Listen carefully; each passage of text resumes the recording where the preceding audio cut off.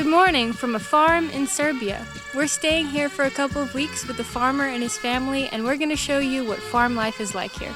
Come along.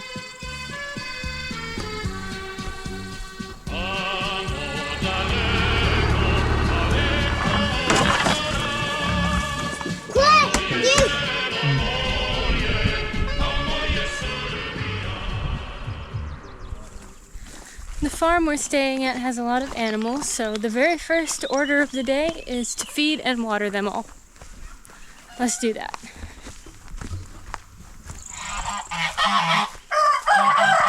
We got a ton of animals. We got the young pigs here. We got big mama pigs, some chickens, some ducks. We're gonna start by feeding the young pigs. But first we gotta find a long stick. Maybe the blue one here is for food. So I'm using the stick to grab the pot where their food is. If you see back there.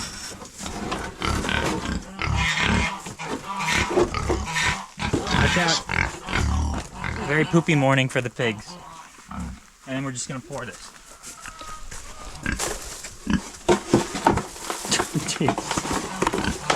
Hey.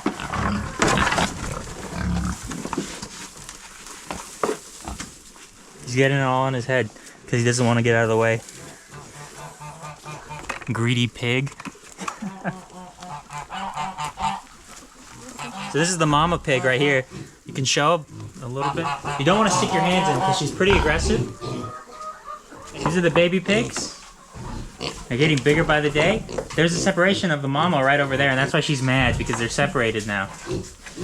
Young rascals. And that's their poo. Now the chicken coop.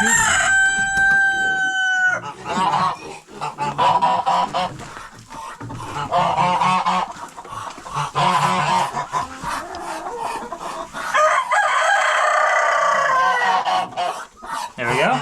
That's for them. Chickens, roosters, we got ducks over there. And then if you can see right here, this is where the chickens lay their eggs. Check this out. If we step outside, is if you want an easy access to the chickens, just lift this up, boom, chickens. There's one, there's a mother hen right there. Just chilling. On a nice Balkan day. And so every morning, bright and early, Cameron woke up to feed and water the animals. From the chickens and ducks to the pigs. He never knew what to expect. Some mornings they were perfectly cooperative, other days, not so much. There you go. That's some nice water.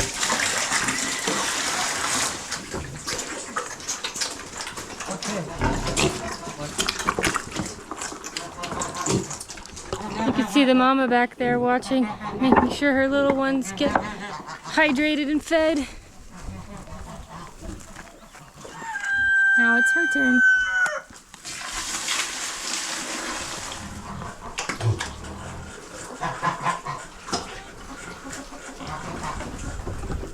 Big mama.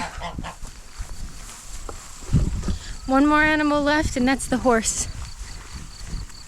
The most noble animal. He's not wallowing in his own poo.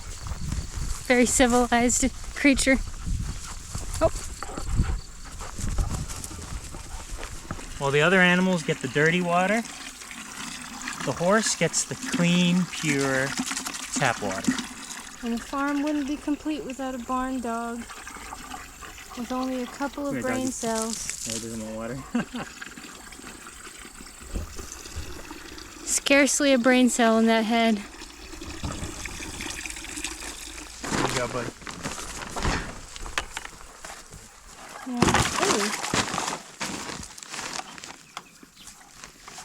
As you can definitely tell, we're not farmers, we're city people, so we're just learning and getting used to all of the interactions with the animals and the unique smells and having poop on our clothes constantly.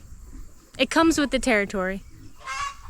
After finishing the morning chores, we'd head up to the house for breakfast with Farmer Vuk and his family on their outdoor terrace. It was here that we'd go over the plan for the day and what needed to get done. Maybe these days we can make pasta. What? Homemade This? pasta. The flour? No. It's different. This Coconut. What? Coconut. Coconut. That. coca is chicken. Kokoška. Coca. Today, our main task was to process sunflower oil and feed in his workshop. Right here is where all the magic takes place. We have a pressing machine, at least I think that's what it's called, and we take sunflowers and soybeans and we put it in. It's heated, it presses out and squeezes oil. We have a little thing to catch the oil as it falls through. And then on this side, dry particles come out, or dry byproduct? Is that what it's called? Dry byproduct comes out there. So we take the oil and we put it in these things. As you can see, there's a lot of particles in the oil. And so we have to use a vacuum to pull it through a filter so that we can have clean oil. Now for all the dry pieces that come out, they come up right here. We break them, we scoop them up, throw them into this grinder. They fall down here. I think this is called a hopper. Grinds it, Minecraft. It grinds down here and then it goes into a mixer. And then you have flour just like this, fine flour. And then here we have some jars, some barrels of soybean oil. We just go to the store and buy it in the bottles. This is how it's actually made. Let me show you. Turn on the machine right here, set it to forward, and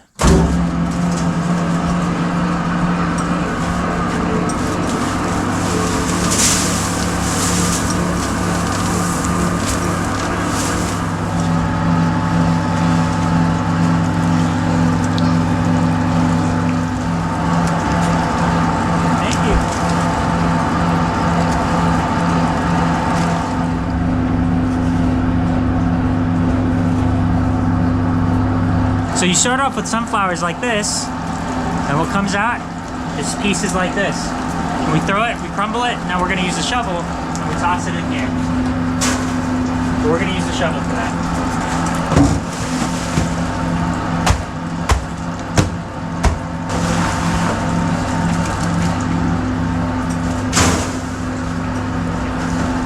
Just like that.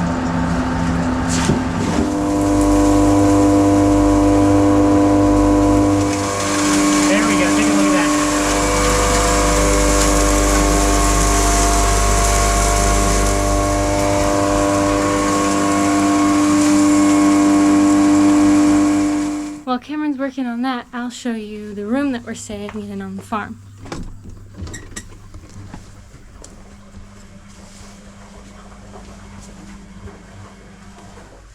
So here it is.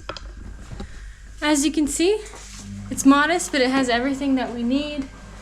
A big, comfy bed, a desk to work on, a little closet to store our stuff, even a sink and storage area, and most importantly, an amazing, beautiful view. Let's hang some clothes to dry.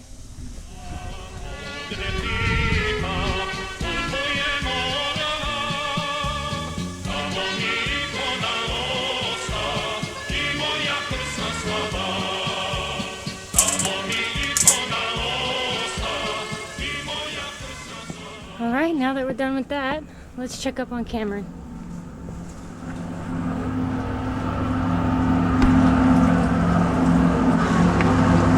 All right, so this right here tells us that it's full. So what we have to do is we have to open these valves. So I'm gonna just close this like this, and then open this valve. You see now there's pressure. Now it's coming out. Just like it should. Oil.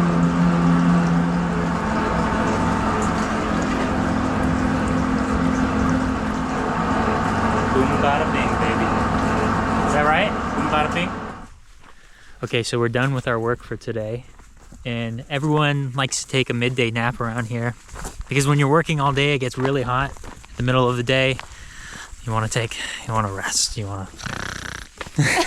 We're gonna head over there. See what it's like in a Serbian village.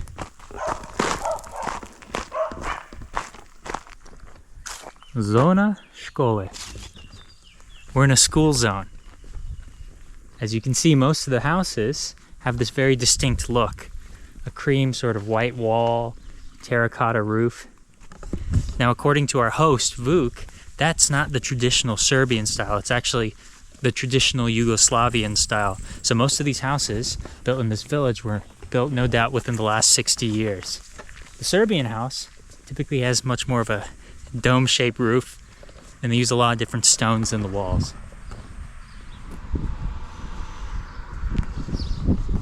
So here we are down the street. I think this is the center of the village. They have a church down the road. Keen? I don't know. What is this last letter here? Who knows? Here's a pub. Knik? Yeah, I'm pretty sure. So, this area.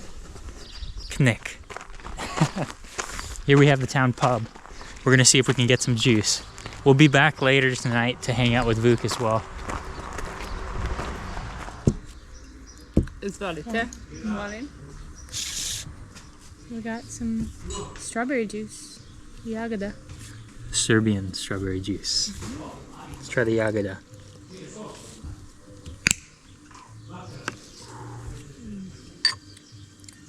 That's nice. Look how beautiful that looks. That looks like a smoothie almost. It is more like a smoothie. They say cheers in Serbian. I don't know.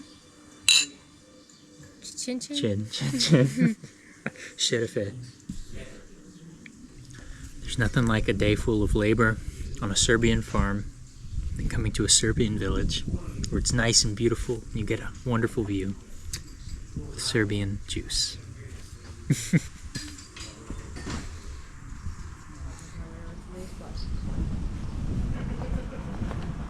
There's a memorial here right in front of the pub, and it says, "To the fallen fighters and victims of the fascist terror." It's a memorial to the people who died in World War II during Nazi occupation. Serbia has really had a very difficult sort of history, and they've suffered a lot. Because of the position of Serbia in the Balkans, they've served as the battleground between Christianity and Islam, right? They were occupied by the Ottoman Turks for hundreds of years. They were occupied in World War I by the Austro-Hungarians. And even in the last 26 years, it's crazy out here. I don't know what's going on.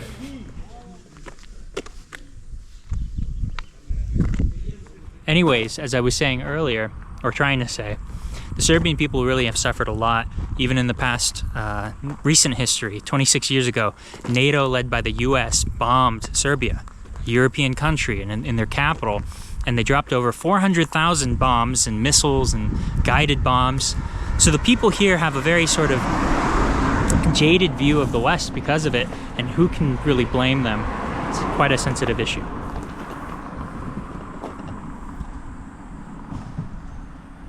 So this is a pretty tiny village. About 300 people live here. So as you can expect, there's one, what is this called? Postal station? Posta? For the whole village. Back there you could see one playground. And over here, right over here, I believe, is the school. Now, hopefully, the village people that are driving by don't feel suspicious about us filming their local school, but there it is. It's a cozy little town. We thought there was only one pub, but this also looks like another pub, so I guess that pub has a competitor. You ready to start pub hopping? You could hop between the two.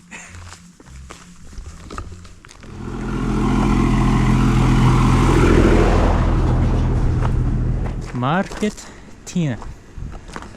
Let's check out a Serbian village store. Zdravo.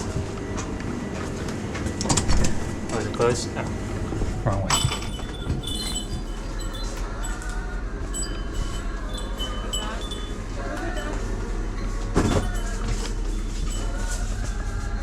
We got the classic juices. Voce. How do you say that? Voce? Maybe? It's gonna be the whole video, me saying, how do you say this? How do you say that? Jagoda.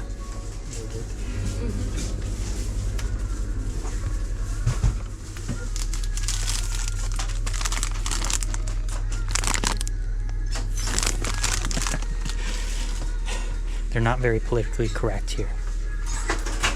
Doesn't mean what you think it means. Pavlaka? What does pavlaka mean? Okay, I'll just grab this one.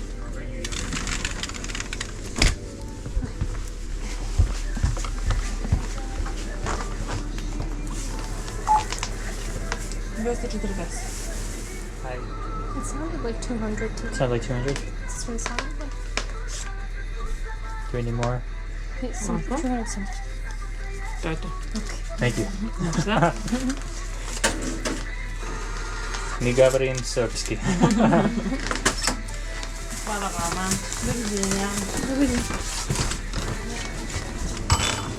New word. You hear that? New word. Govidzenia. Doviđenja. Govidzenia. I said it wrong. Yeah. Some of the words and the numbers, they sound like Russian. So with my limited knowledge, I'm able to make the connections. But some stuff is just like, I have no idea what that means. When it came time to pay, and I pulled out my Serbian cash, my American brain turned on, and I was like, what am I looking at? Because I'm reading all the numbers, and it's like 200, 300, 100. Wow, look at that. It looks like to me, some people live out here just to get some peace, and they go into work to the nearby city, Kragujevac, and it's like 30-minute bus ride, something like that. And then, you know, they come out here just to get some peace and live a tranquil life. Of course, there's some people that also make their livelihoods here on the land and grow stuff like the family we're living with. But some just have lovely houses, a little bit of land for some flowers, and they get to enjoy the wonderful fresh air.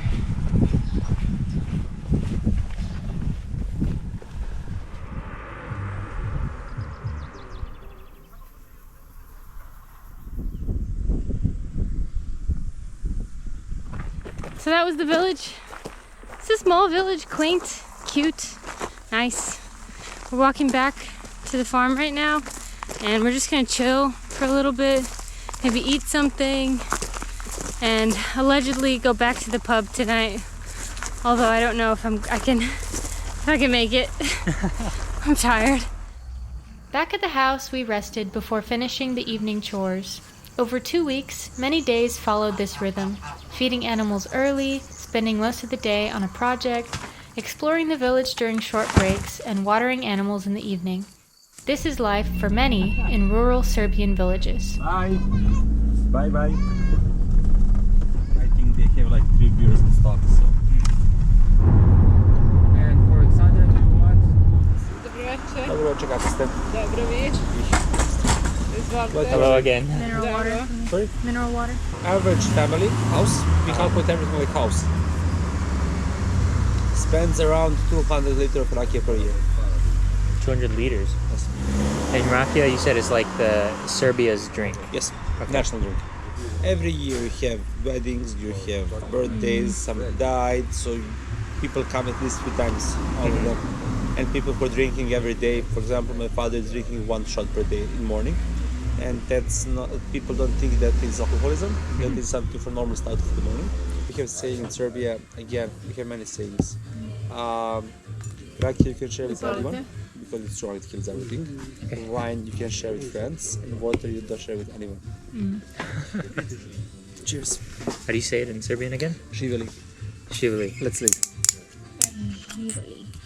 Vuk was an interesting person, not a typical farmer. Raised in the city with a degree and a steady job, deep down he always knew the urban life wasn't for him. To his family's surprise, he left it all behind to raise animals and produce his own goods as a self-taught farmer in a small village. And to be so totally self-sufficient is crazy too.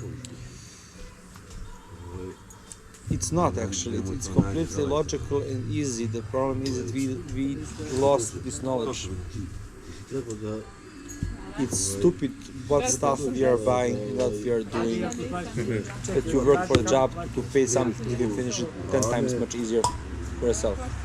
Nobody wants to work anymore, and like good and bad thing that we are blessed with so much everything at village that we don't have to work that much. And people think that I'm crazy to work this much, but I have to work for next few years. After that, I won't work neither. Neither. Well, it's interesting because I feel like from the outside, someone would see a village like this and imagine that the majority of people are doing something similar to you. But no, No one. no one. All right, friends. It's nighttime now. Everyone's going to sleep. It's very dark out here in the countryside, you can see. We got our professional lighting. We're going to go to sleep too. We hope you guys enjoyed. Good night. We'll see you then next time. See you later.